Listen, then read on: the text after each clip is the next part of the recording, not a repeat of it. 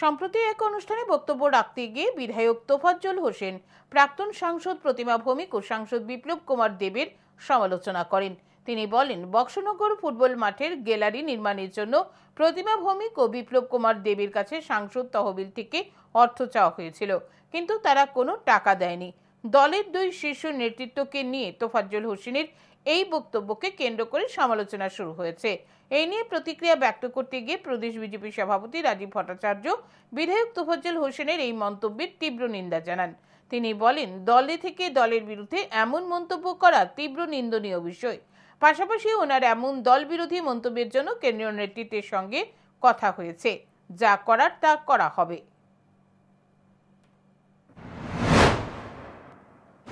আমরা যাকে ভোট দিয়ে এমপি বানিয়েছিলাম প্রতিমা ভৌমিক মহোদয়া, ওনার কাছে বলেছিলাম যে আপনার এমপি ফান্ডে থেকে আমাদের কিছু টাকা দিন, তাহলে আমরা উত্তর দিকের গ্যালারিটা করতে পারবো। উনি আমাদেরকে দেয়নি।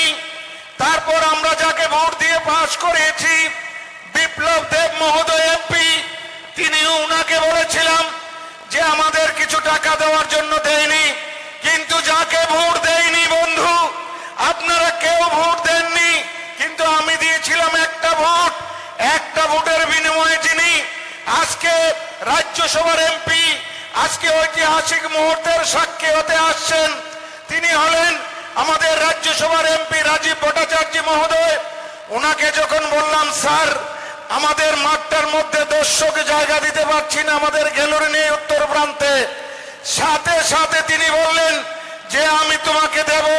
ওনার এমপি ফান্ড থেকে 50 লক্ষ টাকা আমাদেরকে দিয়েছেন ওই উত্তর দিকের গ্যালারিটা করার জন্য। বন্ধু, আমাদের দলে থেকে দলের বিধায়ক আর যেই হোক না কেন, যদি আমাদের যারা কার্যকর্তাই হোক, আমাদের নেতৃত্বের ক্ষেত্রেই হোক, যে মন্তব্য করেছেন সেটা ভারতীয় জনতা পার্টির সংগঠন প্রদেশ সভাপতি হিসাবে একদম নিন্দনীয়। একদম এই ঘটনার জন্য ওনাকে আমাদের দলের তরফ থেকে নিশ্চয়ই আমরা আমাদের দলের কেন্দ্রীয় নেতৃত্ব এখানে উপস্থিত রয়েছে, ওনাদের সঙ্গে আমারও কথা হয়েছে এবং যা করার দল সেখানে তার সিদ্ধান্ত জানিয়ে দেবে। কিন্তু মনে রাখতে হবে যে আমরা সবাই একত্রিত।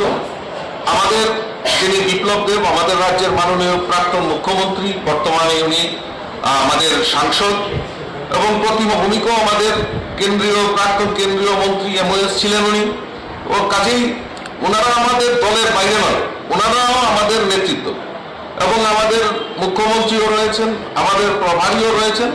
আমরা সেই ব্যাপারে নিশ্চয়ই আলোচনা করে এই দল বিরোধী কথার জন্য, দল বিরোধী আলাপচারিতার জন্য নিশ্চয়ই দল সেখানে একটা কঠোর সিদ্ধান্ত নিতে যাবে।